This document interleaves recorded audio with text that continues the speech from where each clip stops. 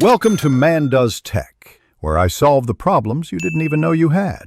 In this video, I will explain how to remove BMW X3 roof rails.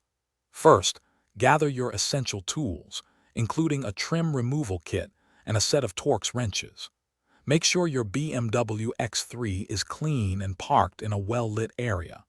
It's always a good idea to familiarize yourself with the entire process before you begin, ensuring a smooth and efficient removal. Now, let's access those hidden fasteners. Begin by gently prying off the plastic end caps located at each end of the roof rails. A trim removal tool works best for this to avoid scratches. Once the caps are off, you'll see the Torx screws that secure the rails. Select the appropriate Torx bit and carefully loosen all of these screws. With all the screws loosened, you can now carefully detach the roof rails.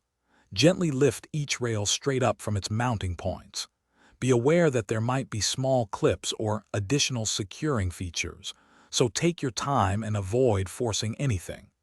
Once removed, store your roof rails and all the hardware in a safe place for potential future reinstallation. Finally, let's finish up and ensure everything is sealed.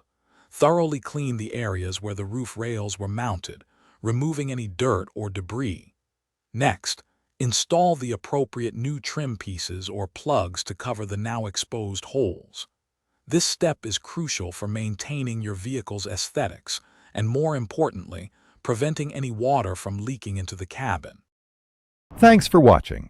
If you found this helpful, don't forget to like and subscribe.